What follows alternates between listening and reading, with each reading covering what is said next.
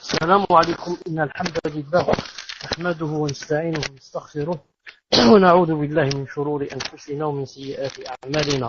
إن يهده الله فلا مضل له ومن يضلله فلا هادي له.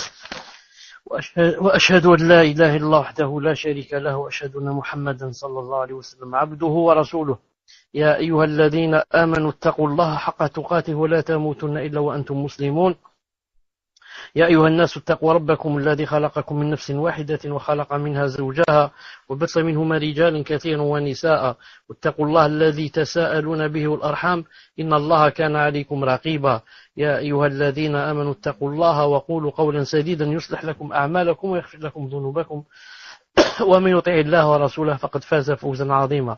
ألا إن أصدق الحديث كلام الله وخير الهدي بمحمد عليه الصلاة والسلام وشر الأمور محدثاتها وكل محدثة بدعة وكل بدعة ضلالة وكل ضلالة في النار. حياكم الله جميعا en cette soirée du lundi 19 Jumada al-Oula 1437 de l'Hégire, soit le 29 février 2016 bi'idnillahi ta'ala. Donc nous sommes, Inch'Allah Ta'ala, nous allons commencer aujourd'hui la deuxième partie du livre Les signes de la fin des temps. Et aujourd'hui, on va commencer par les grands signes bi'idnillahi Ta'ala, car on a terminé les petits signes. Donc, par rapport aux grands signes, on va commencer par la venue du Mahdi. Le Mahdi, Inch'Allah Ta'ala. Vous écrivez le Mahdi. Taïb. Le Mahdi, ce qu'il faut savoir d'abord, c'est que il y a une divergence entre les savants en ce qui concerne est-ce que il figure parmi les petits signes ou bien parmi les grands signes. Certains l'ont mis parmi les petits signes, d'autres l'ont mis parmi les grands signes, et le plus fort, Allah Ta'ala alam, c'est que il est parmi les grands signes. Wallahu Azza wa Jal alam. Taïb. Mahdi, ça veut dire, littéralement, ça veut dire le bien guidé. En arabe, ça vient de يعني هذا يهدي. نعم الله تعالى on dit الهادي فهو مهدي, donc il est bien guidé. طيب. À la fin des temps, un homme issu de la famille du prophète sallallahu alayhi wa sallam apparaîtra. Allah Azza wa Jal, par son biais, donnera la suprématie à la religion. Il régnera 7 ans et emplira la terre de justice, tout comme elle avait été le théâtre de l'injustice et de l'iniquité. La communauté connaîtra à son époque des bienfaits jamais encore connus auparavant. La terre fera pousser sa végétation, le ciel fera tomber sa pluie, et on donnera l'argent à profusion. Ibn Kathir alayhi rahmatullahi ta'ala a dit, à son époque, l'année du Mahdi, les fruits seront nombreux, les cultures et les biens abondants, le pouvoir dominant, la religion établie, l'ennemi abattu et le bien constant en son temps. Voir Nihaya, tome 1, page 31. Page 31, bismillah ta'ala. طيب, لحظة.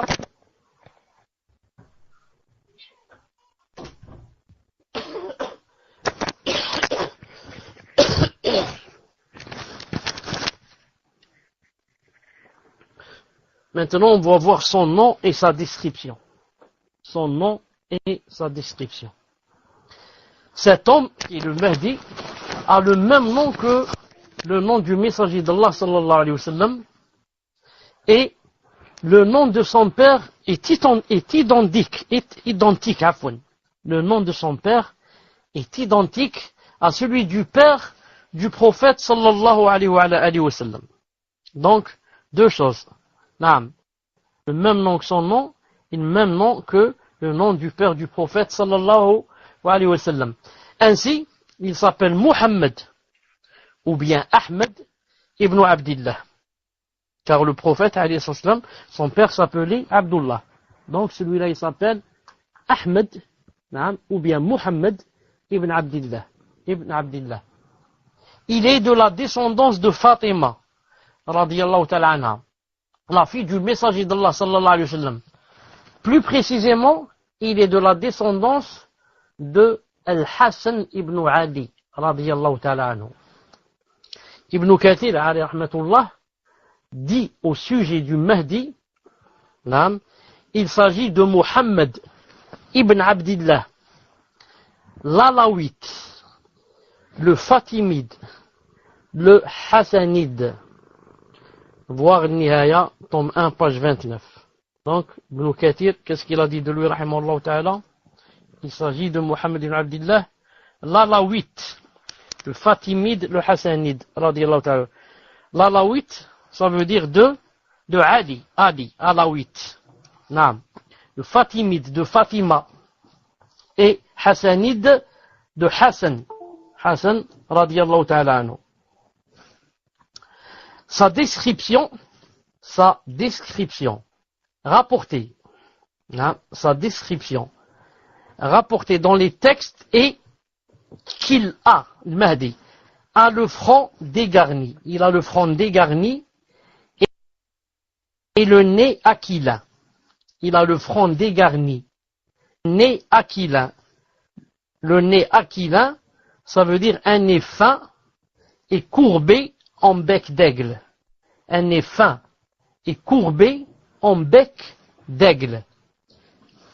Le lieu de son apparition. Le Mahdi apparaîtra du côté de l'Orient. Thawban radiyallahu ta'ala anhu rapporte que le prophète alayhi salatu salam a dit يقتتل عند كنزكم ثلاثة كلهم ابن خليفة ثم لا يصير إلى واحد منهم ثم تطلع الرايات السود من قبل المشرق فيقتلونكم قتلا لم يقتله قوم ثم ذكر شيئا لا أحفظه فقال فإذا رأيتموه فبايعوه ولو حب على الثلج فإنه خليفة الله المهدي. C'est-à-dire trois personnes, tous fils de calife, combattront auprès de votre trésor, mais il n'ira à aucun d'entre eux. Puis apparaîtront les drapeaux noirs du côté de l'Orient. Ils vous tueront comme jamais un peuple ne fut tué. Il cite ensuite quelque chose que je n'ai pas retenu, et dit après, et lorsque vous le verrez, faites-lui serment d'allégeance, même en rampant sur la neige, car il est le calife d'Allah bien guidé. Rapporté par Ibn Majah al-Hakim, Al-Albani rahimahullah ta'ala juge que le sens du hadith est authentique, sauf le rajout califat d'Allah, sauf la dernière phrase, car il est le calife d'Allah bien guidé. Cette phrase, il dit, elle n'est pas authentique. Pourquoi? Car on ne peut pas, et c'est pas permis de dire le calife d'Allah. Car c'est un qualificatif que l'on ne peut attribuer qu'à Allah Azza wa Jal. Calife d'Allah, c'est pas possible. C'est pour ça que Abu Bakr, lorsqu'on lui a dit, oh calife d'Allah, il a dit non, je suis le calife de Rasulullah. Parce que calife, ça veut dire celui qui prend, celui qui vient après. Celui qui vient après, on l'appelle le calife. Et Allah subhanahu wa ta'ala n'est pas absent ni mort pour qu'il y ait quelqu'un qui prenne sa place. Donc Allah ta'ala est toujours vivant et c'est lui qui régit, c'est lui qui gère l'univers. Ibn Kathir rahimahullah ta'ala dit, le trésor dont il est question dans ce contexte, c'est le trésor de la Kaaba. 3 fils de calife combattront pour s'en emparer et à la fin des temps apparaîtra le Mahdi. Donc il y a 3 fils de calife, qui vont quoi? Qui vont combattre pour prendre le trésor qu'il y a à la Kaaba. Vous savez que dans la Kaaba il y a un très grand trésor, sous elle bien sûr. Qu'on laissait les générations passées, vraiment il y a un trésor, vraiment, on ne peut connaître exactement quelle est sa valeur. Al-Muhim.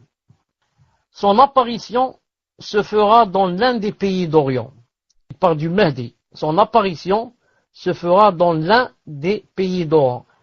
Pas de la grotte de Samura, comme le prétendent les ignorants parmi les chiites, disant qu'il y est déjà présent et attendant sa sortie à la fin des temps. Ce n'est que la manifestation de délire et une forme accentuée de désappointement émanant du diable, car il n'y a aucune preuve ou argument pour cela, ni du livre, ni de la sunna, ni de la raison saine, ni même d'un amendement.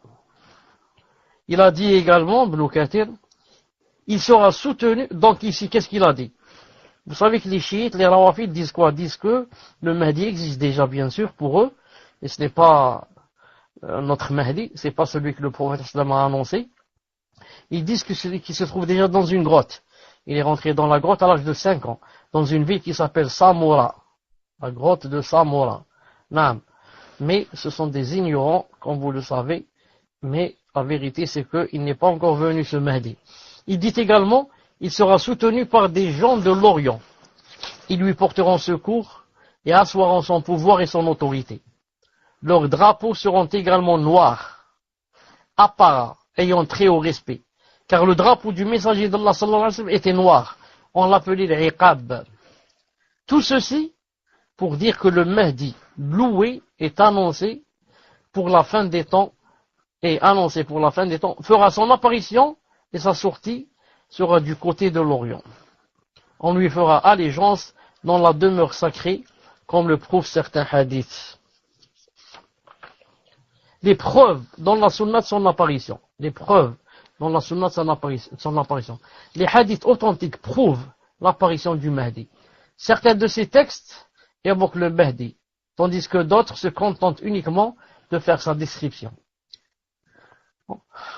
L'auteur dit, je vais ici en citer quelques-uns qui suffisent pour prouver son apparition à la fin des temps en tant que l'un de ces signes. Abu Sa'id al-Khudri radiyallahu ta'ala rapporte que le prophète alayhi salam a dit يخرج في آخر أمتي المهدي يسقيه الله الغيث وتخرج الأرض نباتها ويعطى المال صحاحا وتكثر الماشية وتعظم الأمة يعيش 7 أو 8 يعني حجاجا. Le Mahdi apparaîtra à la fin de ma communauté. Allah lui donnera la pluie. La terre fera pousser sa végétation. On distribuera les biens équitablement. Le bétail se multipliera et la communauté atteindra son apogée. Il demeurera 7 ou 8 années. Authentifié par Al-Albani dans Silsila Sahiha, tome 2, page 336.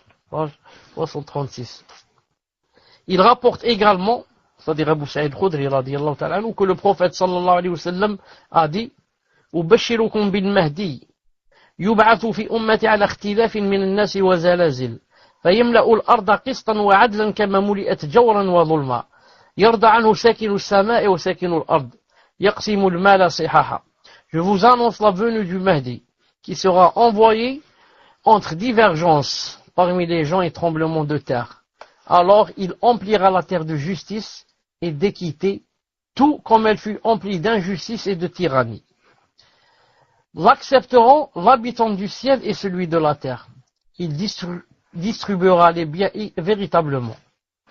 Un homme demanda alors que signifie véritablement? Équitablement entre les gens, répondit-il. Ensuite il continua.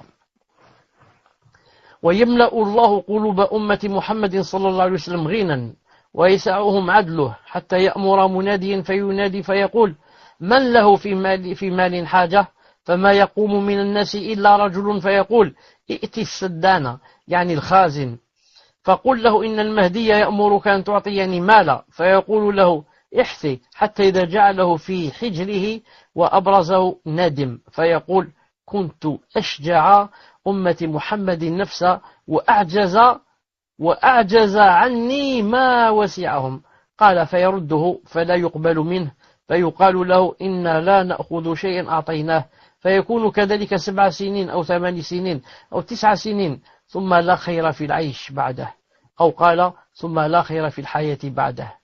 طيب, ça c'est un hadith rapporté par Ahmed et d'autres et authentifié par Sheikh Al-Albani aussi. Attendez, il n'a pas dit c'est authentifié par Sheikh Al-Albani. Une seconde. Et le Haythami juge ses transmetteurs dignes de confiance. Voir Mujma' al-Zawaid, tome 7, page 313-314. Et voir aussi Aqidah al-Sunnah wal-Athar fi al-Mahdi al-Muntadhar de Sheikh Muhsin al-Abbad, page 177. Allah Azza wa Jal emplira les cœurs de la... Voilà la traduction du hadith rapproché. Et Allah Ta'ala remplira les cœurs de la communauté de Muhammad alayhi salam de richesse. Sa justice les couvrira au point qu'il ordonnera à un héros de crier. Qui a besoin d'argent? Personne ne se lèvera. Sauf un homme à qui l'on dira, va trouver le trésorier et dis-lui que le Mahdi t'ordonne de me donner de l'argent. Il lui dira, alors l'autre lui dira, puise de tes mains. Prends de tes mains.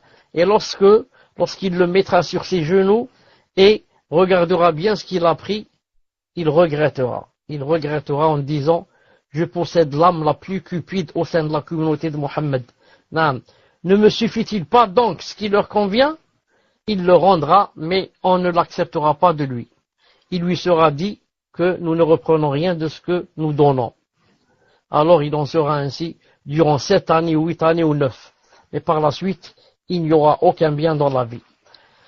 Cela prouve qu'après la mort du Mahdi, le mal apparaîtra ainsi que les grands troubles. D'après Ali, il rapporte que le prophète a dit Al-Mahdi minna ahl al-bayt yuslihu Allah fi laylatin. C'est-à-dire le Mahdi est des nôtres, gens de la demeure. Allah le parfera en une nuit. Allah le parfera en une nuit. Les gens de la demeure, c'est-à-dire Ahlul Bayt. Et ce hadith, se trouve authentifié par Sheikh Al-Albani rahimahullah ta'ala dans Sahih al-Jami' al-Saghir, tome 6, page 62. Tome 6, page 22, afwan. Donc le Mahdi est des nôtres, le Mahdi est des nôtres, gens de la demeure. Allah le parfera en une nuit. Qu'est-ce que ça veut dire Allah Ta'ala le parfera en une nuit? Ibn Kathir, rahimahullah Ta'ala, a dit, il va expliquer qu'est-ce que ça veut dire Allah Ta'ala le parfera en une nuit. Il dit, c'est-à-dire que Allah Ta'ala acceptera son repentir, lui accordera la réussite, l'inspirera et le guidera alors que ce n'était pas le cas. Donc, Allah Ta'ala acceptera son repentir, lui accordera la réussite, l'inspirera et le guidera alors que ce n'était pas le cas. Donc ça veut dire quoi tout ça? Qu'est-ce qu'on va tirer de cela? On va tirer une chose importante, que le Mahdi, Allah Ta'ala le fera en une nuit. C'est-à-dire que, le Mahdi n'était pas, comme on dit, sur le droit chemin. Ensuite, Allah Ta'ala en une nuit, il va quoi? Il va l'inspirer et accepter son repentir et lui donner la réussite et comme ça. Donc, les autres, les rawafid, qui disent qu'il existe déjà et qu'à l'âge de 5 ans, il est rentré dans un garage et jusqu'à présent, il n'est jamais ressorti. Depuis 5 ans, plus personne ne l'a revu, ni n'a donné ses nouvelles, ni a participé aux guerres, aux batailles, à rien, au djihad, rien. Naam. Donc le shaitan joue d'eux. Tandis que nous, le prophète nous a appris quoi? Nous a rapporté et appris que le Mahdi n'existe pas encore. Et qu'en une nuit, Allah Ta'ala fera de lui le Mahdi. En une nuit. Allah Ta'ala va l'inspirer et le guider vers la vraie voie et acceptera son repentir bi'idhnillahi subhanahu wa ta'ala. Salama radiyallahu ta'ala qu'est-ce qu'ils vont commencer là? Abu Sa'id al-Khudri radiyallahu ta'ala rapporte que le prophète alayhi salam a dit Al-Mahdi minni ajla al-jabha aqna al-anf yamla'u al-arda qistan wa adla kama muli'at jawran wa dhulma yamliku 7 sinin. Le Mahdi est des miens. Il a le front dégarni et le nez aquila. Il emplira la terre de justice et d'équité, tout comme elle avait été le théâtre de l'injustice et de la tyrannie. Il régnera 7 années. Hadith rapporté par Abu Daoud ibn Majah, jugé authentique par Al-Albani dans Sahih al-Jami', tome 6, page 22-23. Salama, l'épouse du prophète sallallahu alayhi wa sallam, rapporte qu'elle a entendu le prophète alayhi wa sallam dire Al-Mahdi min itrati min waladi Fatima. Le Mahdi de ma descendance, des enfants de Fatima. Le Mahdi est de ma descendance, des enfants de Fatima. Rapporté par Abu Daoud ibn Majah, jugé authentique par Al-Albani dans Sahih al-Jami', tome 6, page 22. Tome 6, page 22. Jabir radiyallahu ta'ala anhu rapporte que le messager sallallahu alayhi wa sallam a dit ينزل عيسى بن مريم فيقول أميرهم المهدي فيقول أميرهم المهدي تعال صل بنا فيقول لا إن بعضهم أمير بعض إن بعضهم أمير بعض تكريمة الله هذه الأمة. C'est-à-dire Isa ibn Maryam, et que les chrétiens appellent Jésus, descendra. Et leur chef, le Mahdi, dira, qu'est-ce qu'il dira? Viens et guide notre prière. Il dira à Isa, viens, guide-nous dans la prière. Mais il répondra, non, je ne guide pas. Pourquoi? Les uns sont les chefs des autres. Honneur fait par Allah à cette communauté. Naam. Donc, c'est un hadith rapporté par Al-Harith ibn Abi Usama dans son Musnad, comme l'a dit Ibn al-Qayyim dans le Manar al-Munif, et la chaîne de transmission est bonne. Septièmement, Abu Sa'id al-Khudri radiyallahu ta'ala nous rapporte que le prophète alayhi sallam a dit, il a dit, Minna alladhi yusalli Isa ibn Maryam khalfahu. Il a dit, parmi nous, il y aura celui qui, Isa ibn Maryam, priera derrière lui. Donc ce hadith est jugé authentique par Al-Albani dans Sahih al-Jami', tome 5, page 219. Celui derrière qui, Isa ibn Maryam, priera est des nôtres. Abdullah ibn Mas'ud rapporte que le prophète sallallahu alayhi wa sallam a dit لا تذهبوا أو لا تنقضي الدنيا حتى يملك العرب رجل من أهل بيتي يواطي اسمه اسمي. Donc avant d'oublier, donc Isa alayhi salam n'acceptera pas que ce soit lui qui guide, mais il demandera, il dit l'un de vous guide. Et bien sûr c'est le Mahdi qui va guider, et donc Isa ibn Maryam sera parmi ceux qui sont guidés, parmi ceux qui se mettent derrière, et c'est le Mahdi qui guide. Non. Donc, لا تذهبوا أو لا تنقضي الدنيا حتى يملك العرب رجل من أهل بيتي يعطي اسمه اسمي. C'est-à-dire le monde ne disparaîtra pas ou ne prendra pas fin jusqu'à ce que règne sur les Arabes un homme des membres de ma famille dont le nom est identique au mien. Dans identique au mien. Dans une autre version, yuwati'u ismu, ismi ou ismu abi isma abi. Dans une autre version, dont le nom est identique au mien et le nom du père est identique à celui de mon père. Rapporté par Abu Daoud, et authentifié par Sheikh Al-Albani dans Sahih al-Jami', tome 5, page 70. Hadith dans les deux sahih traitant du Mahdi. Abu Hurayra radiyallahu ta'ala nous rapporte que le messager d'Allah sallallahu alayhi wa sallam a dit كيف أنتم إذا نزل ابن مريم فيكم وإمامكم منكم. Comment serez-vous lorsque le fils de Maryam, qu'ils appellent Marie, descendra parmi vous et que votre imam sera des vôtres. Bukhari et Muslim, voir Bukhari, tome 6, page 491, Muslim, tome 2, page 193, avec l'explication de Nawawi. Par rapport aux chrétiens, je pense, et je demande que vous me confirmiez, je pense que pour les chrétiens, que Isa, alayhi salam, qu'ils appellent eux Jésus, je pense qu'il est mort, n'est-ce pas? C'est pour ça qu'ils disent que il est mort à cause de nous, etc. Est-ce que c'est vrai ce que j'ai dit ou bien c'est pas comme ça la aqida des chrétiens? Est-ce qu'ils disent que, comme nous, qu'il est dans le ciel et qu'il va descendre, qu'il est dans le deuxième ciel et qu'il va descendre? Ou bien qu'ils disent qu'il est mort? Je pense que vous êtes d'accord qu'ils disent qu'il a été crucifié et qu'il est mort sur la croix. J'attends que vous me confirmiez. C'est ce qu'ils disent. Alhamdulillah. Alhamdulillah. Naam. Jabir ibn Abdullah radiyallahu ta'ala rapporte avoir entendu le messager d'Allah sallallahu alayhi wa sallam dire. Qu'est-ce qu'il a dit? لا تزال طائفة من أمتي يقاتلون على الحق ظاهرين إلى يوم القيامة قال فينزل عيسى بن مريم صلى الله عليه وسلم فيقول أميرهم تعال صل لنا فيقول لا إن بعضكم على بعض أمراء تكريمة الله هذه الأمة. Un groupe parmi ma communauté ne cessera de combattre pour la vérité victorieux jusqu'au jour de la résurrection. Il ajouta, alors Isa ibn Maryam descendra et leur émir dira, leur émir ici, c'est qui? C'est le Mahdi. Il dira, viens et dirige notre prière. Mais il répondra, non, vous êtes les uns chefs des autres. Honneur fait par Allah à cette communauté.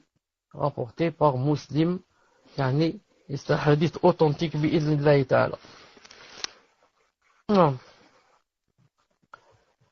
طيب.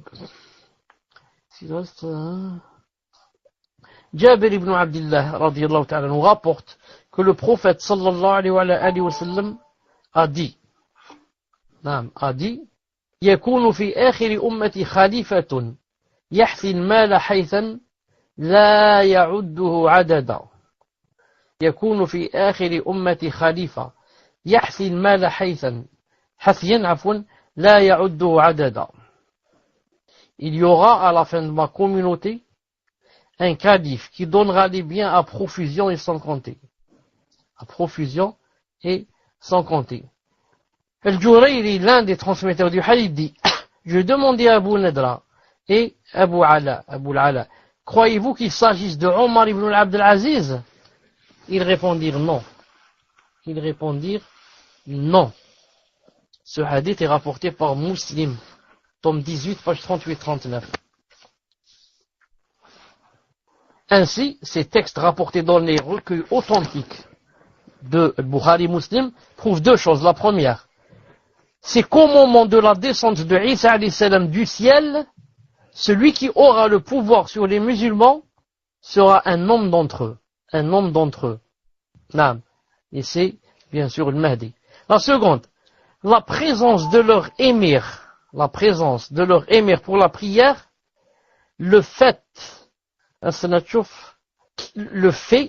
qu'il guide la prière des musulmans et sa demande adressée à Isa alayhi salam après sa descente pour qu'ils s'avancent et dirigent leur prière indique que la vertu de cet émir est qu'il est bien guidé.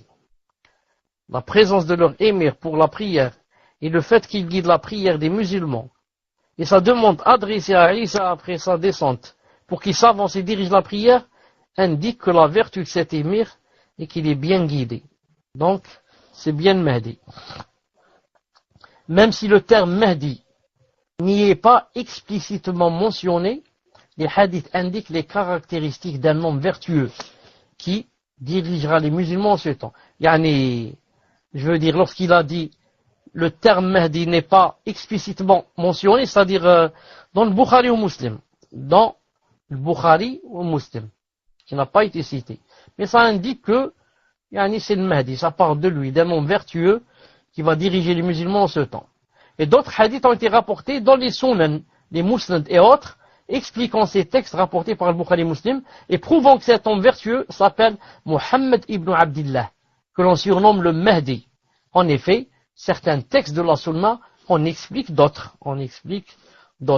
Parmi les hadiths qui prouvent cela, il y a celui de Harith ibn Abi Usama, selon Jabir radiyallahu anhu, que nous avons déjà vu, lorsqu'il a dit, Isa ibn Maryam descendra et leur chef le Mahdi. Comme ça, il l'a cité. Et leur chef le Mahdi dira. Ceci prouve que le chef cité dans le Sahih Muslim, qui demandera à Isa alayhi salam de s'avancer pour diriger la prière, est surnommé le Mahdi. Ensuite, il dit ici, le cheikh Siddiq Hassan Khan, cita dans son livre Al-Iddah, un grand nombre de hadiths traitant du Mahdi. Il fait en sorte que celui de Jabir qui est rapporté par Muslim soit le dernier. Il a dit ensuite, on n'y mentionne pas le Mahdi. Toutefois, on ne peut l'interpréter ainsi que d'autres hadiths similaires en disant qu'il s'agit d'un autre que le Mahdi attendu, comme l'indiquent les informations précédentes et les nombreux textes. Non. La notoriété des hadiths relatifs au Mahdi.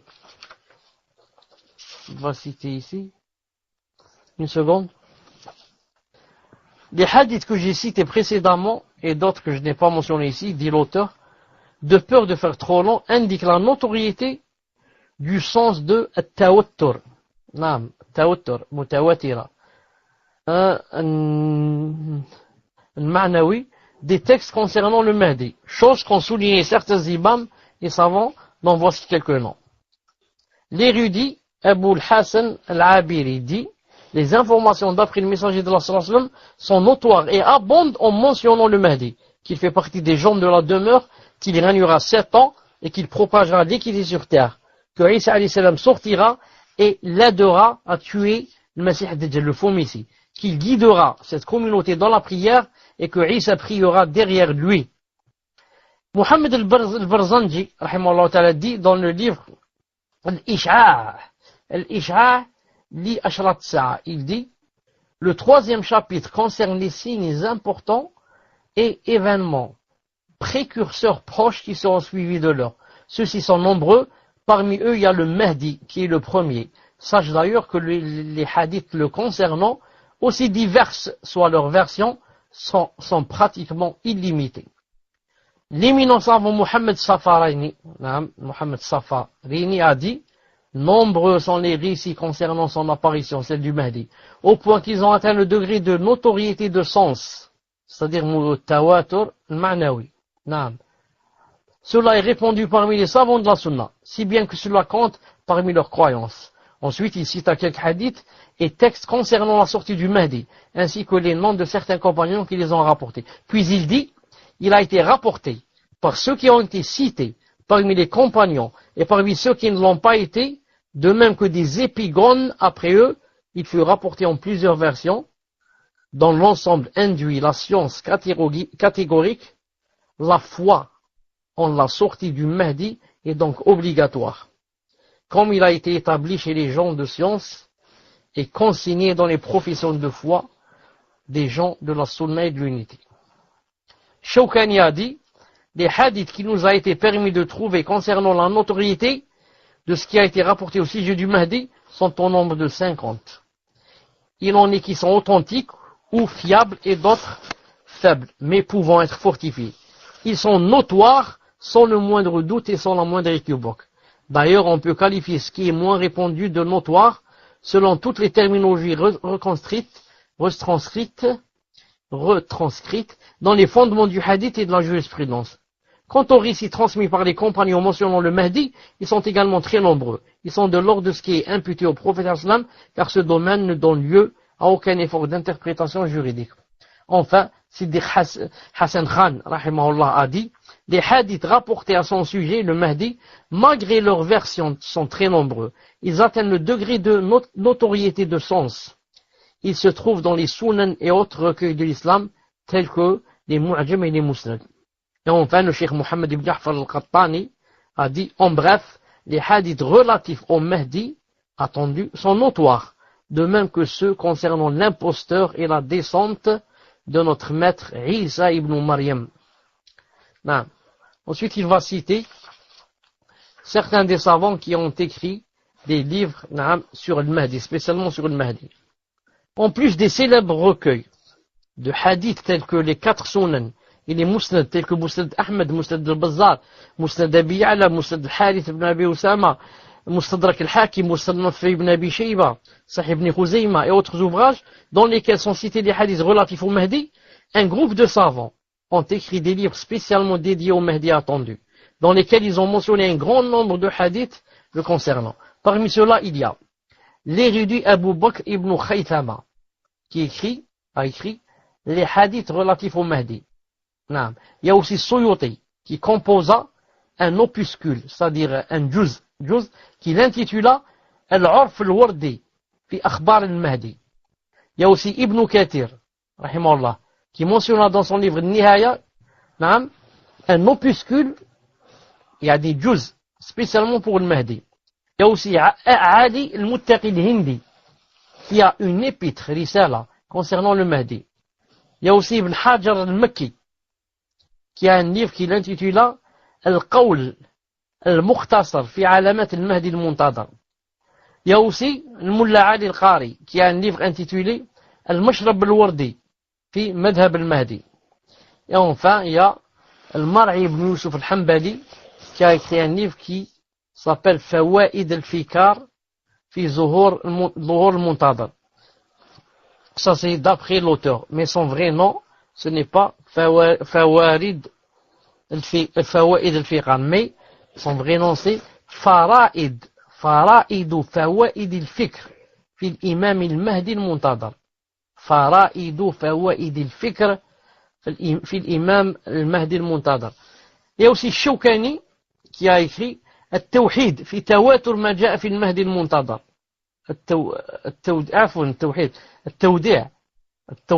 التوضيح في تواتر ما جاء في المهدي المنتظر.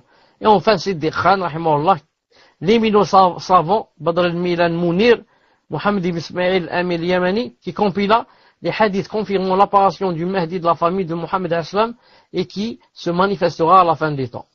Non. Maintenant, le cheikh va parler de ceux qui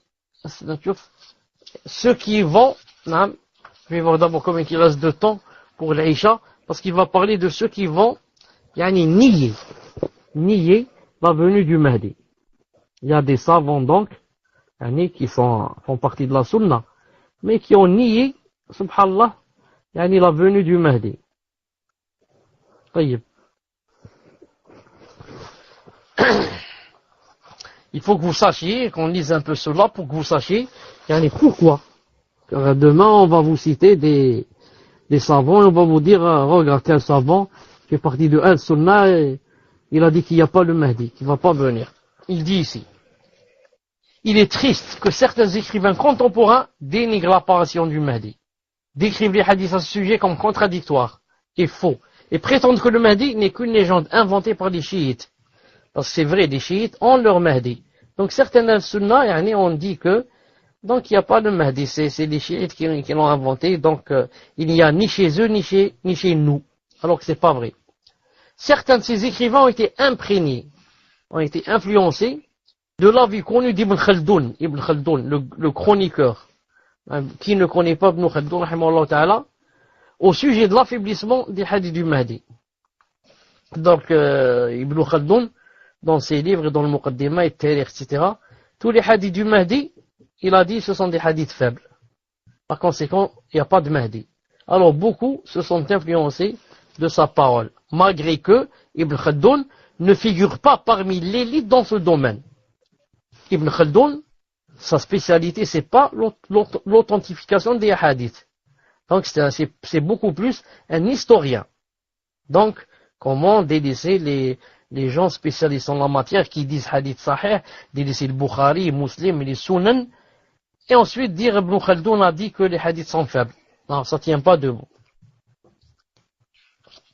Taïb. Qu'est-ce qu'on va dire aussi? Le Cheikh Ahmed Shakir, rahimahullah ta'ala, dit, en réfutant Ibn Khaldoun, il dit, Ibn Khaldoun n'a pas bien assimilé la parole des savants du hadith. La récusion, le jarh, prévaut sur l'agrément ta'dil. S'il avait pris connaissance de leurs paroles et les avait comprises, il n'aurait rien dit de ce qu'il a dit. Il se peut qu'il les ait lus et su. Mais il voulait affaiblir les hadiths du Mahdi, dominés par l'opinion politique à son époque. Naam.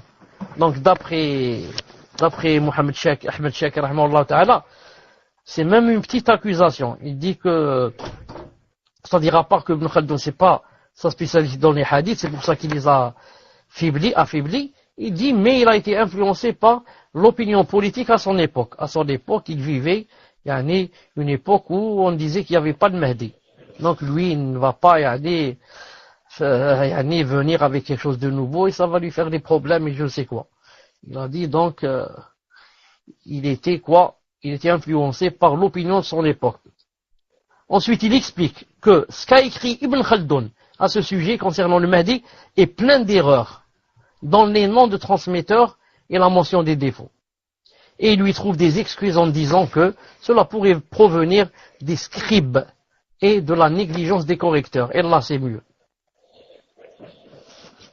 Ensuite, il y a quelqu'un de très connu aussi, très connu qui s'appelle Mohamed Rashid Reda.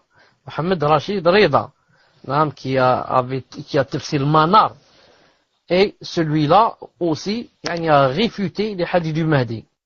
Il a dit, quant au caractère contradictoire au niveau des hadiths du Mahdi, cela est encore plus fort et manifeste.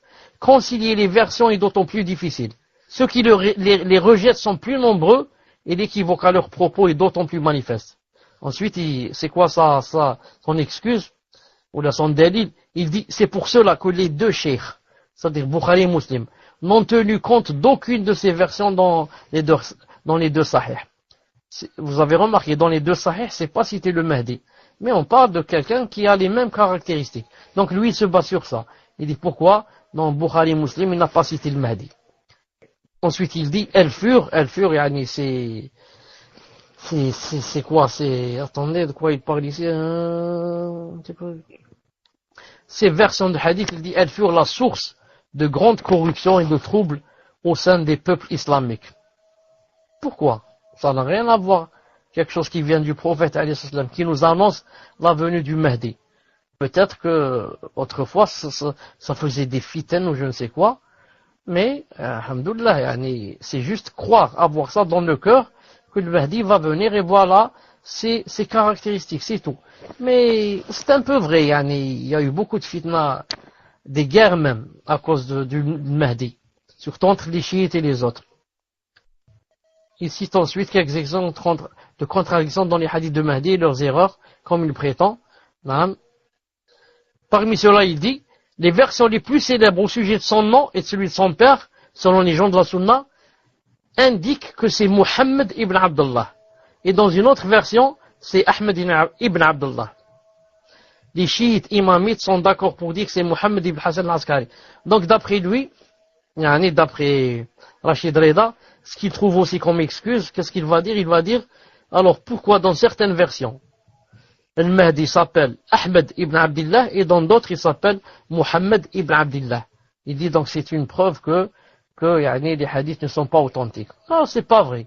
Vous demandez ça à un gamin, il va savoir que Muhammad et Ahmed c'est la même chose. Le prophète lui-même, il s'appelle Muhammad et il s'appelle Ahmed.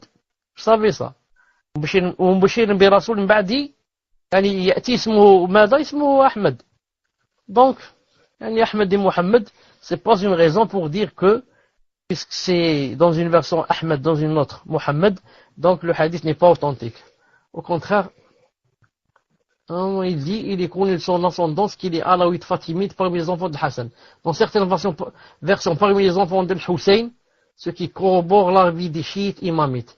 Il y a de nombreux hadiths qui stipulent clairement qu'il est des enfants de l'Abbas. Donc d'après lui, il y a aussi des versions que le Mahdi fait partie des enfants de Hassan et d'autres versions où il fait partie des enfants de Hussein et dans d'autres même des enfants de l'Abbas. Donc allez, puisque c'est comme ça, je vais croire en rien.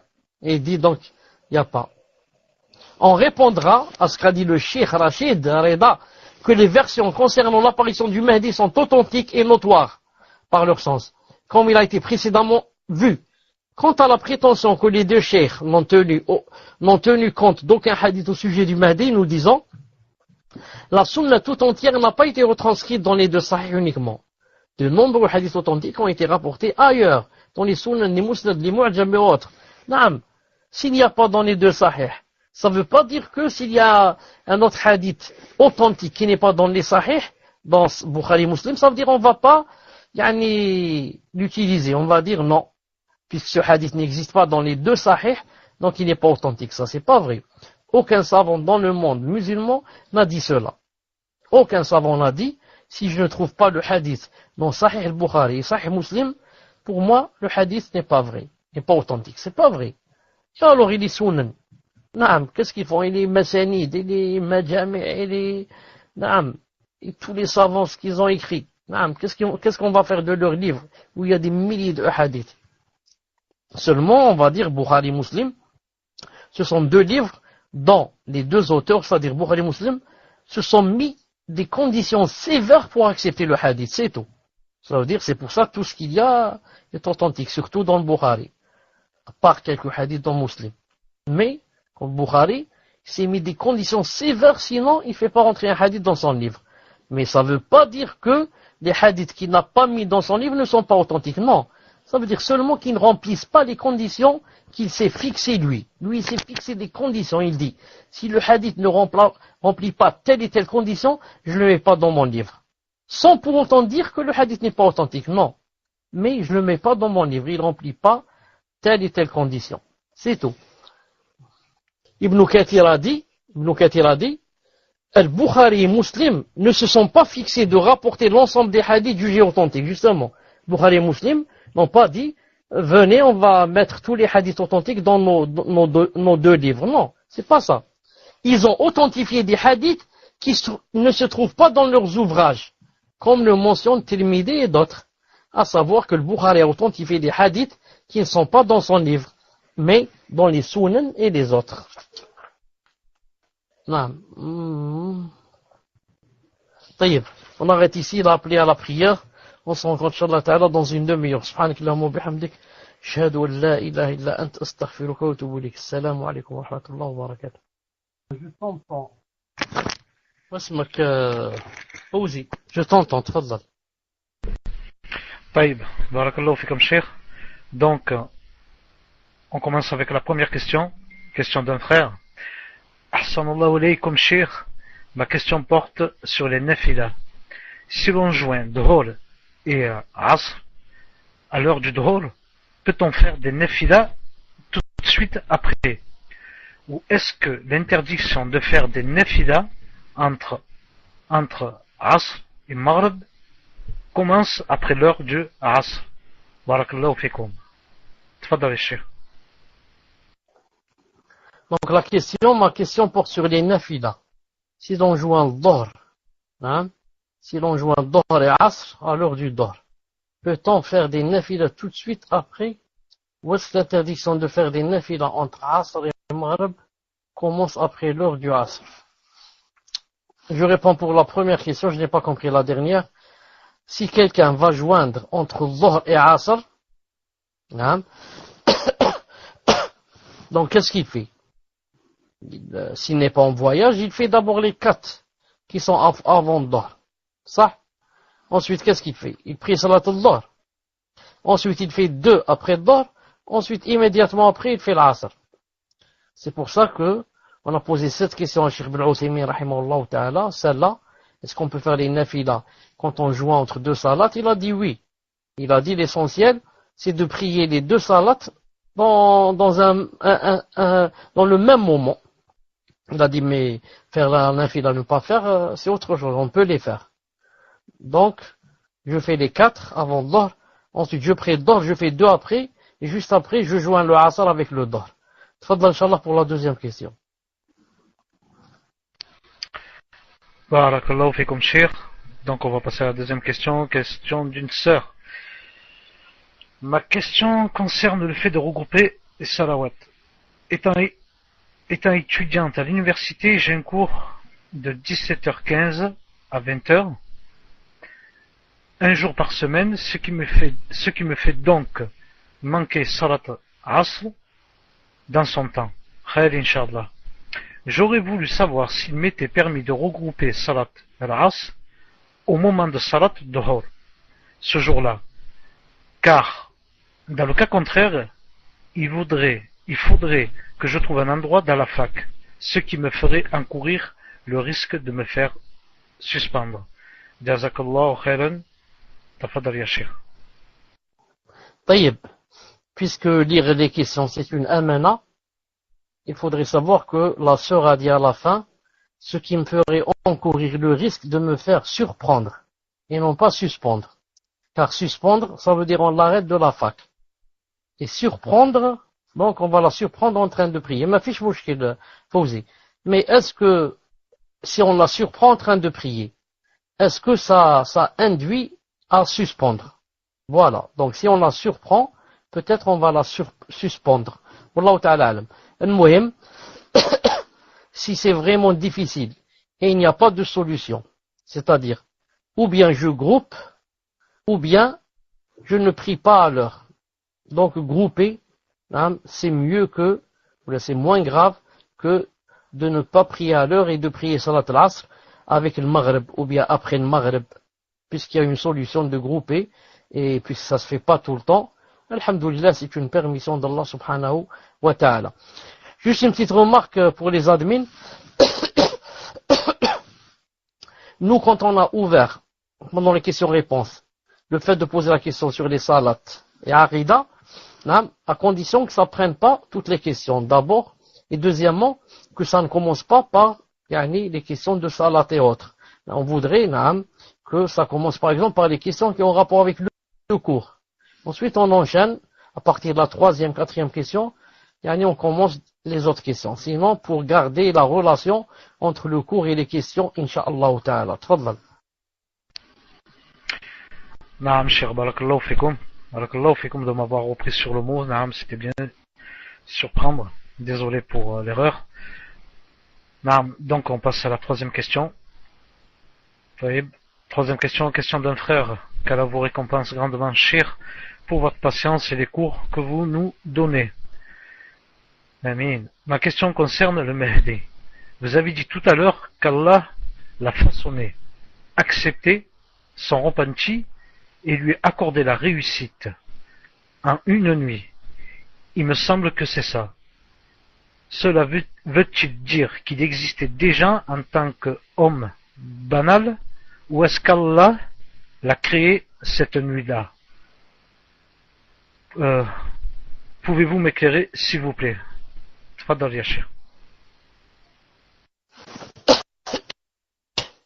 Avant de répondre à cette personne, et pour être sûr que ceux qui m'ont entendu ont bien compris, j'attends que un ou deux ou trois des auditeurs envoient la réponse à cette personne, à ce frère. Ensuite, moi, je lui réponds. Car j'ai parlé de ça d'une façon très claire, et ça m'a étonné comment le frère n'est pas bien compris. Mais je lui explique. Mais juste pour être sûr que, je suis sûr que, Inch'Allah, beaucoup ont compris. Donc j'attends une, deux ou trois personnes qui me disent qu'est-ce que vous avez entendu à propos du Mahdi bi'idhnat ta'ala. En même temps, c'est un test pour vous et pour moi aussi, pour voir si vous comprenez ce que je dis, vous ne comprenez pas. Tfadlal. En vous confirmant dès maintenant pour vous aider, que je n'ai pas employé le verbe façonner. Le frère a dit, vous avez dit tout à l'heure que Allah Ta'ala l'a façonné.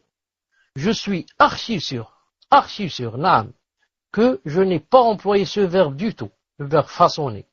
C'est pour ça que, voilà, parfaire. J'ai employé le verbe parfaire. Car si je dis façonner, ça va tout changer. Ça va tout changer. Parce qu'il n'existe pas, donc je vais le façonner. Alors que moi, j'avais dit autre chose. Mais j'attends d'abord votre réponse, Inch'Allah Ta'ala. Je donne encore une minute. S'il n'y a rien, ça veut dire que vous aussi, vous n'avez pas compris, vous n'avez pas bien entendu. Tfadlal.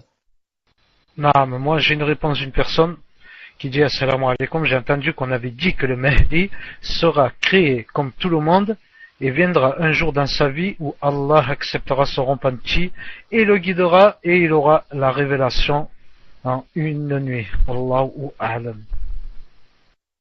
C'est pas très clair ici. Même cette réponse contient de la vérité, mais n'est pas très claire. Pourquoi elle n'est pas très claire? La réponse dit que le Mahdi sera créé comme tout le monde. Sera créé. Ça veut dire qu'il n'a pas encore, d'après cette réponse, il n'a pas encore été créé. Mais il sera créé. Qu'est-ce qu'il dit ici? Seulement que Cheikh a dit que avant cette nuit, le Mahdi n'était pas guide, donc il existe. Bon, pour répondre, et Inch'Allah, ne pas perdre beaucoup de temps, là. Donc le Mahdi, quand c'est le moment de sa venue, ça veut dire que, en ce moment où il va venir, il existe déjà. Il existe. En ce Allah subhanahu wa ta'ala, en une nuit, le choisit et fait de lui le Mahdi. Bon, il n'existe pas maintenant parce que c'est pas le moment du Mahdi. Mais au moment où il va sortir, il existe déjà. Il a peut-être 20 ans, 25 ans, 28 ans, je ne connais pas son âge. Et Allah Ta'ala décide, il va dire, donc je vais faire de lui le Mahdi alors qu'il n'était pas encore le Mahdi, il n'était pas encore bien guidé. Il va accepter son repentir et faire de lui le Mahdi bien guidé. D'ailleurs, Mahdi, ça veut dire en arabe, bien guidé, en français. Non. Donc, c'est pas façonné, c'est pas comme a dit le frère façonné, mais c'est quelqu'un qu'Allah Ta'ala parfera. Non. Il acceptera son repentir et fera de lui le Mahdi bi'idnillahi subhanahu wa ta'ala. Tfadla. Barakallahu fikum Cheikh. On passe à la quatrième question, question d'une sœur. Hafizakallah, ya Cheikh. En ce qui concerne le Mahdi, les croyants sauront-ils qu'il s'agit du Mahdi dont nous a parlé le prophète alayhi salatu wassalam? Est-ce que lorsqu'il triomphera, tout le monde sera musulman, ou du moins la majorité des gens? Jazakumullahu khairan. Tafadal ya Cheikh. Naam, lorsque viendra le Mahdi, vous avez entendu les hadiths, il va trouver que c'était plein de quoi? Plein d'iniquité, plein d'injustice, plein de transgressions, plein de tyrannie. Et ce sera le calife de son époque. Et les musulmans vont être tous de son côté, et ensemble ils vont bi'idhnillahi ta'ala rétablir l'ordre, et Allah subhanahu wa ta'ala lui donnera la victoire. Donc beaucoup de gens seront de son côté, bien sûr, et ça ne veut pas dire que tout le monde sera à 100% avec lui. Les gens du mal, comme vous savez, ils resteront toujours jusqu'à la fin du monde. D'ailleurs, quand la fin du monde aura lieu, elle aura lieu sur les gens du mal, pas sur les gens du bien. Naam. Wallah azza wa jal a'lam. Tfaddal. Barakallahu fikum Cheikh. On passe à la question numéro 5, qu'Allah vous préserve ya Cheikh. Amin. Ma question concerne la prière du voyageur. Si je rentre de voyage alors que l'heure du Asr est entrée dans son temps et que je n'ai toujours pas prié le Dhuhr ni le Asr, dois-je les prier normalement ou les diminuer de moitié? Jazakumullahu khairan. Tfadal ya Cheikh. Si je rentre de voyage alors que l'heure du Asr est entrée dans son temps et que je n'ai toujours pas prié le Dhuhr ni le Asr, dois-je les prier normalement ou les diminuer de moitié? Jazakumullahu khairan. Il nous reste Naam. Donc la personne est arrivée chez elle, Naam, et elle n'a pas prié encore Dhuhr et Asr, avec l'intention qu'elle voulait les grouper, si j'ai bien compris. Donc si c'est comme ça, elle va prier Dhuhr et Asr, pas raccourci. Elle ne va pas les diminuer, mais va les prier normalement. Parce qu'elle va prier où? Elle va prier chez elle. Elle est rentrée du voyage. Contrairement à, par exemple, si elle se rappelle que lorsqu'elle était en voyage, elle a oublié de prier une salat, par exemple l'Isha. Et maintenant, quand elle est arrivée chez elle, elle se rappelle qu'elle n'a pas prié hier l'Isha en voyage. Maintenant, c'est une dette l'Isha, et la dette, elle était quoi? Elle était en raccourci, deux unités, donc elle va les rattraper et prier seulement 2 unités. Naam. Tfaddal. Barakallahu fikum Cheikh. Donc on passe à la question numéro 6. Oui, question numéro 6, elle est un peu longue, Cheikh, désolé. Question d'une sœur. Qu'Allah Azza wa Jal nous accorde la réussite fi dunya wa fil akhira. Ma question concerne le tawhid, aqida. Mes parents sont ignorants de ce qu'est le tawhid. J'ai déjà expliqué à Oummi les 3 catégories de tawhid. Elle me dit qu'elle sait qu'il faut adorer Allah, mais je n'en ai pas l'impression car elle n'accorde pas autant d'importance au tawhid. Tout comme Abi, je pleure beaucoup, je suis triste, car il passe beaucoup de temps devant les séries ou à dormir. Enfin, plus sur la dunya, mais jamais sur l'étude de la science. Alhamdulillah, ils prient, mais ils ne connaissent pas réellement le tawhid. Que dois-je faire, sachant que mes parents ne comprennent pas très bien l'arabe littéraire, ils comprennent simplement le tunisien, et je n'arrive pas à très bien expliquer en tunisien. Que dois-je faire? Pouvez-vous me conseiller? Barakallahu fikoum, et je vous demande de me pardonner pour mon long message. Tfadal ya Cheikh.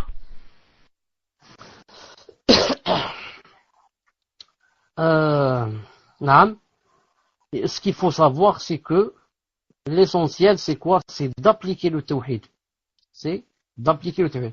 Donc, ce n'est pas une obligation pour les gens de la masse et pour les vieux et les vieilles, par exemple, de savoir que le tawhid se divise en tawhid de la seigneurie et tawhid des noms et des attributs et tawhid de la divinité.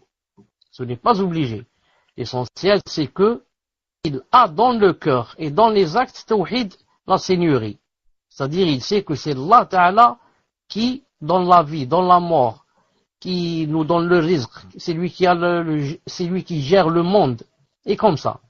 S'il sait ça, même s'il ne sait pas que ça s'appelle tawhid, seigneurie ou rububiya, ça ne gêne pas. L'essentiel, c'est que il ne dit pas que c'est tel mort qui donne la pluie. C'est tel wali qui donne la neige. C'est tel arbre, c'est tel astre qui donne les enfants. Et c'est telle personne qui refoule les maladies, et comme ça. Tawhid al-Rububiya. L'essentiel, c'est qu'il sait c'est quoi Tawhid al-Rububiya. Et Tawhid al-Uluhiya, la divinité, c'est que nous, tout ce qu'on fait, on le fait pour Allah subhanahu wa ta'ala. On ne le fait pas pour le soleil, ni pour les walis, ni pour les arbres, ni pour les morts, ni pour... S'il sait ça, il comprend ça aussi, ce n'est pas obligé qu'il sache que ça s'appelle le tawhid de la divinité. C'est la même chose pour les noms et les attributs. Je lui apprends que Allah subhanahu wa ta'ala, il s'appelle parmi ses noms, c'est le Ghafour, Rahim, le Wadoud, l'Aziz, le Ghafour. Et qu'est-ce que ça veut dire Ghafour, qu'est-ce que ça veut dire Wadoud, qu'est-ce que ça veut dire Aziz, qu'est-ce que ça veut dire Hakim. Il a parmi ses actes que, il descend, il rit, il s'étonne, il a ceci, il a les mains, il a ceci. C'est comme ça que je dois, chaque fois, par exemple, leur expliquer une chose nouvelle par rapport à Allah subhanahu wa ta'ala, par exemple, dans les noms et les attributs, sans entrer dans des choses qui peuvent leur donner des ambiguïtés.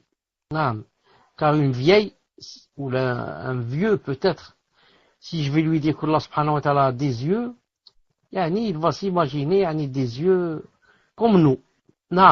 C'est pour ça que il faut savoir comment parler, quand est-ce que il faut parler et à qui parler. Et à qui parler, bi'idhnillah subhanahu wa ta'ala. Sinon, il y a toujours des choses dans la aqidah dont je peux parler sans aucune ambiguïté. Quand je parle, je leur parle des choses qui rendent Allah subhanahu wa ta'ala en colère. Telle chose, telle chose, telle chose, telle chose, telle chose. Ou bien des choses que Allah subhanahu wa ta'ala aime. Telle chose, telle chose, telle chose. Et comme ça. Il y a toujours sur quoi parler quand on parle en islam et on fait da'wah bi'idhnillah subhanahu wa ta'ala. Et on fait le possible de commencer par la aqidah et d'insister sur la aqidah, mais à condition que ça soit sur les choses qu'ils peuvent concevoir et comprendre. Comme dans le hadith de Ali radiyallahu ta'ala anhu, il a dit hadithu an-nas bima yafhamun atuhibbuna an yukadhdhaba Allah wa rasuluhu. Ce hadith de Ali radiyallahu ta'ala anhu se trouve où? Se trouve dans Sahih al-Bukhari. Il a dit parlez aux gens, comment on dit khatibu, c'est c'est pas le verbe parler, mais adressez-vous aux gens. Il a dit d'après ce qu'ils comprennent. Ensuite il a dit est-ce que vous voulez qu'on démonte, c'est-à-dire qu'on dise il ment, est-ce que vous voulez qu'on démonte Allah Ta'ala et son prophète? Vous voulez qu'on dise non, Allah a menti ou là son prophète a menti? C'est pas vrai. Pourquoi? Donc c'est ta faute, c'est notre faute, si on leur parle de choses qu'ils ne peuvent pas concevoir et comprendre. Non. Ça c'est dans le Bukhari, le hadith de Ali. Et le hadith de Abdullah ibn Mas'ud radiyallahu ta'ala, il se trouve dans Muslim. Abdullah ibn Mas'ud, qu'est-ce qu'il a dit radiyallahu ta'ala? Ma anta بمحدث قوما بحديث لم تبلغه عقولهم إلا وكنت لبعضهم فتنة. Il a dit, yani, tu ne parleras jamais à des gens d'une chose que ils ne peuvent pas comprendre, yani plus forte pour eux, sans que tu ne sois, pour certains, pour les uns, une fitna. Voilà. Des fois, tu vas parler aux gens, tu veux lui apprendre des choses, tu deviens une fitna pour lui. Jusqu'à peut-être qu'il devienne kafir et il sort de l'islam. Ils disent, ah non, c'est beaucoup, hein. C'est beaucoup, comme Allah Ta'ala, ceci, cela. Ah bon, non, j'accepte pas ça. Allez, j'accepte plus l'islam. A'udhu billah. Ou alors, s'il sort pas de l'islam, on lui fait beaucoup de choubouhat. On lui donne des choubouhat et, yani, il passe la nuit il dort pas. Donc, chacun, quand il fait la da'wah, il regarde c'est qui cette personne, quel est son niveau, quel est son âge, quel est son âge cette personne, quel est son niveau, yani, qu'est-ce qu'elle connaît d'abord dans la aqida, qu'est-ce qu'elle connaît dans le din. C'est pas je vais aller commencer par quelque chose de plus haut, et la personne ne sait pas yani, les choses les plus essentielles. Ensuite, je deviens une fitna pour elle. Ensuite, elle dit, c'est pas vrai, il n'y a pas ça, c'est pas vrai, Allah Ta'ala ne rit pas, c'est pas vrai, ce sont les gens, les êtres humains qui rient, c'est pas Allah. Alors, s'il rit, alors il pleure aussi. Comme ça, ils vont te dire. S'il rit, alors il pleure aussi. Mais hada, je le dis à talibul ilm. Quelqu'un qui est talib ilm, qui cherche à étudier la science, il a le niveau, il est salafi, je lui apprends des choses comme ça. C'est pour ça que toujours on a dit Laysa kullu ma yu'lamu yuqal. De tout temps, cet adage marche de tout temps. Que dit cet adage? Il dit pas tout ce qu'on sait, on le dit. Pas tout ce qu'on sait, on le dit.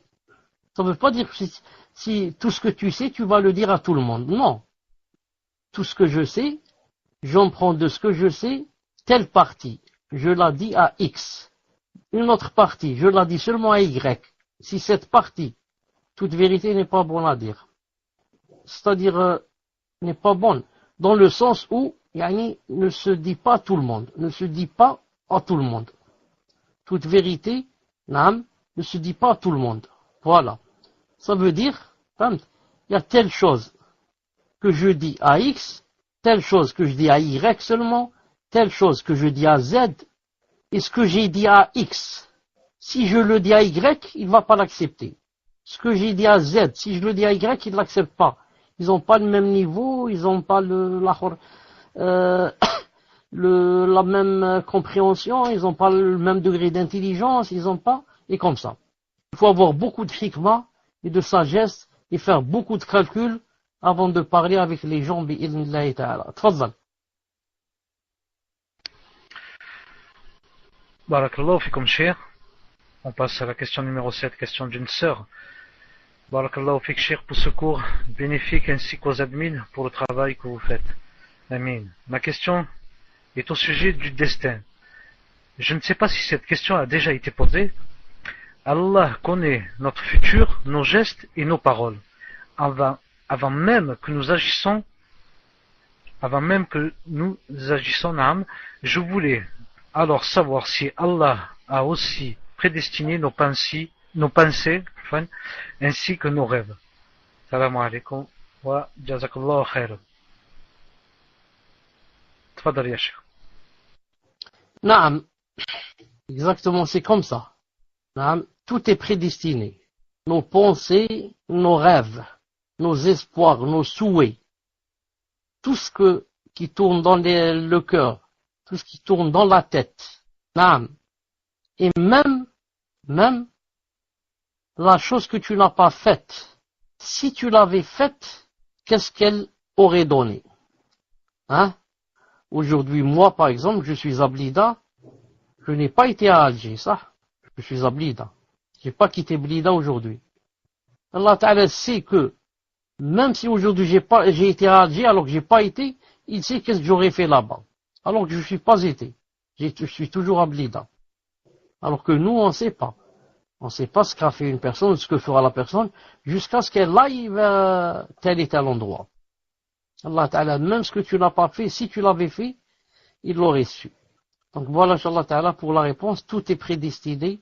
Bi'iznillahi subhanahu wa ta'ala. Il a dit, le prophète a dit, hatta al-ajz ou al-kays. Il a dit, hatta al-ajz. L'ajz, c'est l'impuissance. Naam. Et le kays, et son contraire. Tout cela se trouve dans la tablette préservée, bi'iznillahi subhanahu wa ta'ala. Tfaddal. Barakallahu fikum, cheikh. Nous allons passer à la question suivante. Question numéro 8. Naam, question d'un frère. Tous les jours, Naam, tous les jours, à chaque prière du Fajr, l'imam fait le Qunut dans la deuxième raka. Et ceci dans presque toutes les mosquées. Il s'appuie sur un hadith qui dit que le prophète sallallahu alayhi wa sallam n'a pas cessé de faire le Qunut jusqu'à sa mort. Wallahu a'lam. Merci Shir de m'éclairer sur ce point, car j'ai peur que ce soit une innovation, qu'Allah nous guide et nous raffermisse dans le droit chemin, ainsi que nos familles. Amin. Tfadal ya Shir.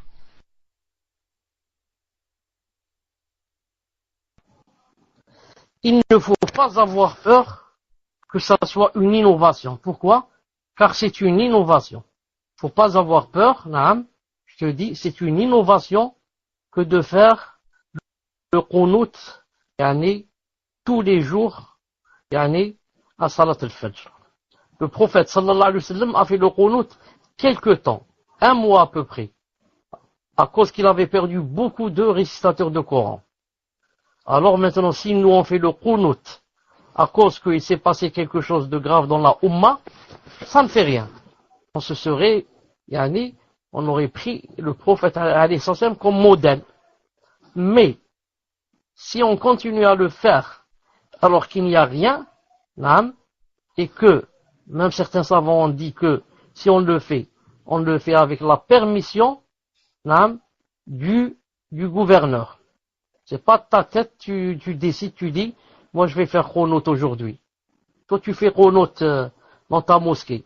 Et l'autre il ne fait pas, et l'autre il ne fait pas, et l'autre il fait, ça va donner quoi? Ça va donner, yani, le fawda. Ça va donner le fawda.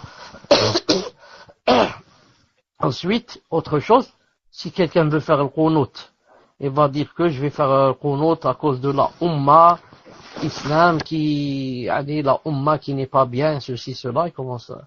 On va dire, d'accord, mais ne le fais pas seulement dans Salat Subh. Le qunut se fait dans les 5 prières. Fais-le pendant le Subh, le Dhuhr, le Asr, le Maghrib et Isha. Là, on est d'accord avec toi, et on va faire le qunut avec toi.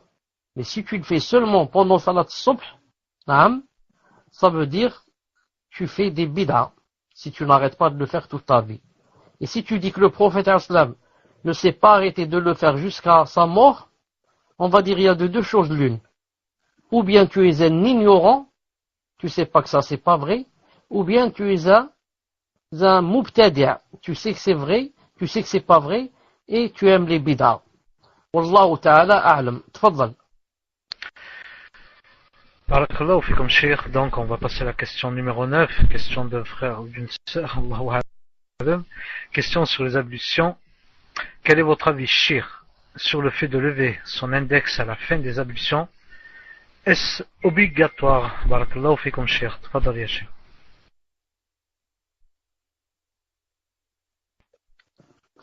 Pour revenir à la question numéro 8, quand tu pries derrière quelqu'un qui fait le qunut du subh, ensuite, toi, tu sais plus quoi faire. Lui, il fait le qunut, toi, tu es derrière lui, tu sais pas quoi faire. Donc, tu vas dire, comment je fais? Je me tais, je fais pas. J'ai lu une fatwa de Cheikh Fawzan. Hafidahullah ta'ala. On lui a posé cette question. Il a dit, ça fait rien, il fait derrière lui. Il a dit, ça fait rien, il fait derrière lui. C'est la réponse de Cheikh Fawzan, Hafidahullah ta'ala, si j'ai une bonne mémoire. Si ce n'est pas lui, c'est un autre grand savant. Non, ça c'est un avis, bien sûr. Il peut ne pas faire. Cheikh Fawzan, s'il a dit comme ça, sûrement, à cause du hadith, la takhtalifu ma'a imamikum. ou bien à cause du hadith, إنما جعل الإمام ليؤتم به. Naam. Mais si quelqu'un va dire, je prends de l'avis qui dit que je fais pas derrière lui parce qu'il fait une bid'a, ça c'est autre chose. Wallahu ta'ala a'lam. Taïb. Quant aux ablutions, quel est votre avis sur le fait de lever son index à la fin des ablutions? Est-ce obligatoire? Je dis, ce n'est non seulement pas obligatoire, mais plus grave que cela, ce n'est même pas permis. Ce n'est même pas. Donc, ce n'est non pas, ce n'est pas obligatoire, mais c'est même pas permis. Naam. Car il n'y a aucun hadith authentique en ce sens. Donc ça peut même rentrer dans la bid'a. Tu inventes des choses. Le prophète ne l'a pas fait. Comment moi vais-je inventer une chose? Ensuite, si toi tu lèves l'index et tu dis c'est pas grave, même s'il n'y a pas dans le hadith, mais je dis alors moi je vais lever le pouce. L'autre il va dire moi je vais lever l'auriculaire. L'autre il va dire non, on lève la main droite. Comme Hitler il lève la main droite. L'autre il va dire non, après les ablutions on lève la main gauche. Et comme ça, et c'est ça les bid'a. C'est ça les bid'a. Tant qu'il n'y a pas de texte authentique, prouvant que le prophète levait un des doigts, après les ablutions, on ne lève pas son doigt, bi'idhnillahi ta'ala. Tfaddal.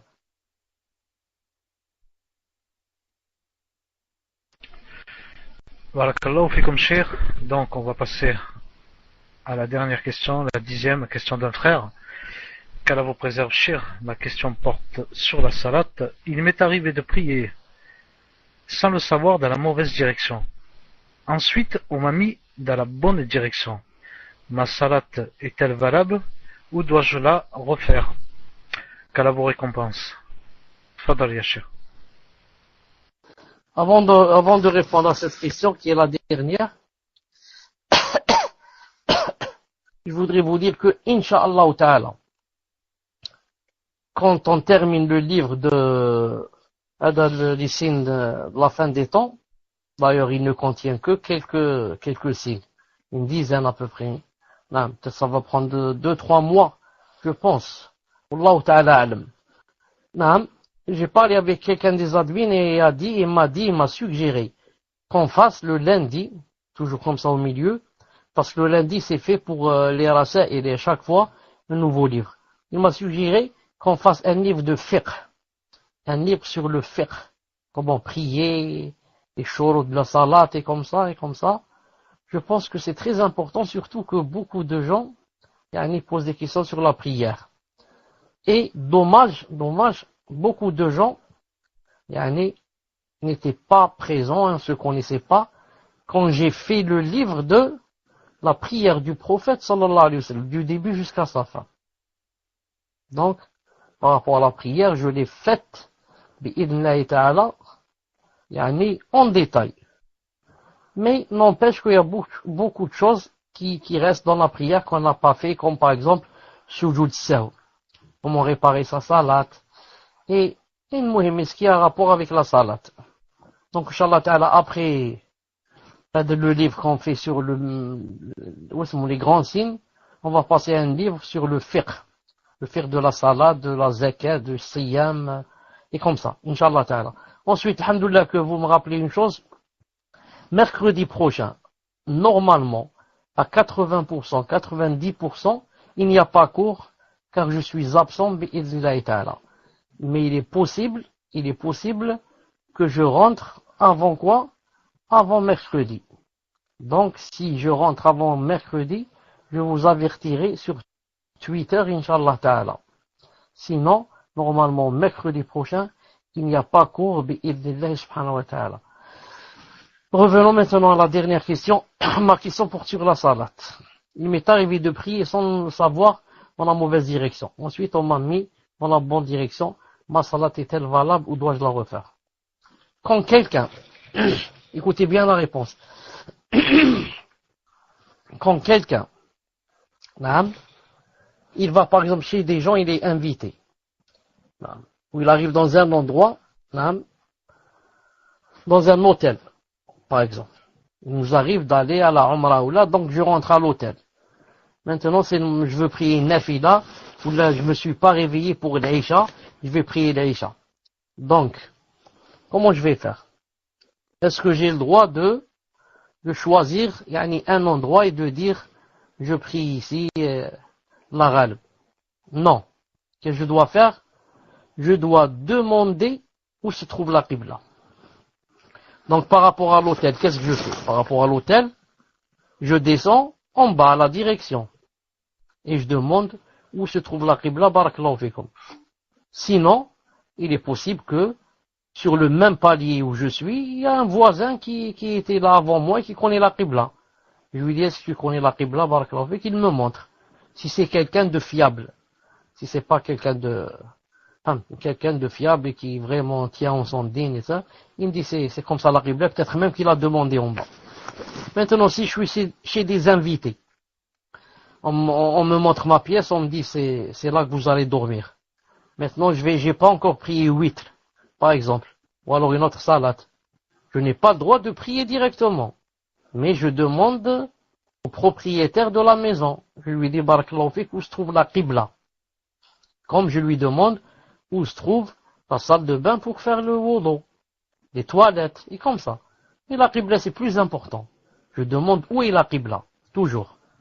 Maintenant, si je ne trouve pas quelqu'un pour me montrer la Qibla, et je n'ai pas de montre ou de téléphone qui montre où est la Qibla, ou de boussole, qu'est-ce que je fais? Je suis obligé de prier. Voilà, je ne peux pas rester sans salat. Il faut que je prie, c'est le moment de prier. Alors qu'est-ce que je fais?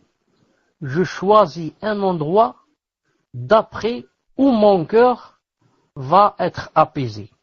Ici en Algérie, alhamdoulilah, on n'a pas de problème. Pourquoi? La Qibla se trouve là où le soleil se lève. En Algérie, demande où se lève, de quel côté se lève le soleil. On te dit de ce côté, c'est ça la Qibla. Dans d'autres pays, non. Il est possible que la Qibla, il faut que le soleil soit à ta gauche, ou bien à ta droite, ou bien derrière toi. Donc j'ai dit, je suis dans l'hôtel, je suis dans une maison, je connais pas la Qibla. J'essaie de chercher, je trouve pas, personne ne me montre, qu'est-ce que je fais? Je choisis un endroit, là où mon cœur va s'apaiser, et je prie. Ensuite, si après cela, le lendemain ou là, par exemple, je trouve quelqu'un qui connaît la Qibla, et je lui dis, barakallahu fik, montre-moi la Qibla, regarde hier où j'ai prié. Et je trouve que je n'ai pas prié vers la Qibla. Dans ce cas quoi? Dans ce cas, ma prière est valide et acceptée. Valide. Pourquoi? Car Cheikh Al-Albani, rahimahullah ta'ala, a authentifié un hadith dans Sahih Targhib, où il a cité que des Sahaba sont sortis avec le prophète sallallahu alayhi wa sallam pour un voyage. Non, je crois il a dit pour une petite bataille. La nuit, il faisait pas nuit, il faisait raym, c'est-à-dire nuageux, un temps nuageux. C'est-à-dire pour chercher où est le soleil, pour connaître à peu près où est la Qibla. Certains connaissent la Qibla d'après le soleil, d'autres même d'après les étoiles. Le muhim. Donc très nuageux, qu'est-ce qu'ils ont fait? Ils ont essayé de se mettre d'accord pour dire que la Qibla c'est de tel côté. Ils n'ont pas pu convaincre les uns les autres. L'un il dit c'est de ce côté, l'autre il dit c'est de celui-là, l'autre il dit non c'est par là, c'est par là. Qu'est-ce qu'ils ont fait? Ils n'ont pas pu se mettre d'accord sur le côté de la Qibla. Alors qu'est-ce qu'ils ont fait? Alors ils ont prié chacun de son côté. Donc qu'est-ce qu'on va prendre de ce hadith? On va prendre que nous les croyants, si on ne peut pas se mettre d'accord sur une chose, comme ici la Qibla, on ne va pas faire de bagarre, ni se tirer des couteaux. Mais, tu es convaincu que la Qibla est de ce côté, prie de ce côté. Moi je ne suis pas convaincu, je suis convaincu qu'elle est de ce côté, alors moi je prie de ce côté. Et c'est comme ça qu'ils ont fait. Ils ont prié chacun de son côté. Ensuite, qu'est-ce qu'ils ont dit? Ils ont dit, on va mettre des repères. comme ça le lendemain, pour qu'on puisse voir qui de nous a vraiment prié vers la Qibla. Ils ont mis des repères, des traits comme ça, des traits, ils ont dessiné sur le sol des traits. Le lendemain, quand ils se sont réveillés, ils sont allés voir qui d'entre eux a prié vers la Qibla. Ils ont trouvé qu'aucun d'eux n'a prié vers la Qibla. Aucun d'eux. Alors, ils sont revenus vers le prophète, alayhi salam, qu'il n'était pas présent lors de cette chose. Il était avec eux, mais pas présent. Peut-être qu'il était dans la tente, ou là un peu plus loin, ou là. Il lui a raconté l'histoire. Il a dit, je ne sais pas si je suis connecté ou là je ne suis pas. Est-ce que vous m'entendez? Alhamdulillah. Donc, je suis connecté avec vous. Taïeb, je disais, alors quand ils ont cité ça au prophète sallallahu alayhi wa sallam, il leur a dit, Ajza'at salatukum. Votre prière est valide. Votre prière est valide. D'accord. Taïeb. Ce hadith, je vous ai dit qu'il était sur Sahih Targhib. Donnez-moi une seconde pour vérifier. Une seconde si c'est Sahih Targhib ou un autre livre de Sheikh Al-Albani. Une seconde. Je l'ai même ici sur mon téléphone. Sur mon téléphone, Salat ila ghayri qibla. Salat ila ghayri qibla. Comme ça, je l'ai appelé. Ce hadith se trouve dans Asl, la base de Sifat Salat al-Nabi sallallahu alayhi wa sallam. Sifat Salat al-Nabi sallallahu alayhi wa sallam. Pas Sahih Targhib. Sifat Salat al-Nabi sallallahu alayhi wa sallam. Et le prophète alayhi sallam à la fin, il leur a dit que quoi? Yani, faqad ajza'atkum. Yani, votre prière est valable et dans une autre version, il n'y a pas de mal. Il n'y a pas de mal. Donc revenons à la question du frère ou de la sœur qui a dit que il m'est arrivé de prier sans le savoir dans la mauvaise direction. Ensuite, on m'a mis dans la bonne direction. Ma salat est-elle valable? Dois-je la refaire? Je dis, on va appliquer tout ce que j'ai dit, on va l'appliquer sur le frère. On va lui dire, toi, tu as prié plusieurs fois dans la mauvaise direction. Et maintenant, on t'a mis dans la bonne direction. Est-ce que, dans les fois où tu as prié dans la mauvaise direction, est-ce que tu as fait des efforts pour demander où se trouve la bonne direction et tu n'as pas trouvé? C'est très important. Est-ce que tu as fait des efforts pour demander ou là pour chercher où se trouve la bonne direction et tu l'as pas trouvé? Ou là tu n'as pas trouvé quelqu'un qui te montre? Ou là tu n'avais pas de boussole? Dans ce cas, ta salat est valable bi'idhnillahi ta'ala. Pourquoi? Tu ne peux pas faire plus que cela. C'est impossible que tu saches de ta tête comme ça où se trouve la Qibla. Mais tu as fait l'effort de demander. Maintenant, si c'est dans le cas où il n'y a pas où demander, et il n'y a personne, ni boussole, ni rien, et que tu as choisi comme ça une direction ou d'autres ou plusieurs directions, et tu as prié, et à la fin, on t'a montré que tout ce que tu as fait était faux, ça ne te gêne pas, bi'idhnillahi ta'ala. Pourquoi? Parce que c'est pas de ta faute. Naam. Tu as fait comme les sahaba. Chacun a prié dans un côté et c'était faux. Mais ils n'ont pas refait la salat. Pourquoi? Ils ne peuvent pas faire plus que cela, bi'idhnillahi ta'ala. Est-ce que vous avez une dernière chose avec laquelle on termine, inshallah ta'ala? Alors termine, inshallah ta'ala, par la remarque que tu as à faire, bi'idhnillahi ta'ala. Barakallahu fikum, Cheikh. Donc, pour les personnes, c'est dommage que Paltak bug parce qu'il y avait une information importante à faire parvenir aux frères et sœurs. En fait, ce qu'il faudrait savoir, c'est que Cheikh a deux salons. On est d'accord, il a le salon Apprendre l'islam sur le Minhaj des Salaf sur Bailux et J'apprends l'islam sur la vraie voie sur Paltak et le bis sur Paltak en français. Naam. Et Cheikh, en fait, il a que ces questions, que ces salons-là. Et si d'autres personnes ouvrent des salons où ces cours sont diffusés, ou si ces personnes-là répondent aux questions, Cheikh ne répond pas de cela. Car les questions sur les cours sont posées uniquement sur Bailux et sur Paltak, dans les salons de Cheikh uniquement. Et Cheikh, bien sûr, a un email Naam, que moi-même ou des admins fournit aux personnes qui le demandent. Naam. Et les personnes qui répondent à la place de Shir est innocent de eux et ne répondent pas pour eux.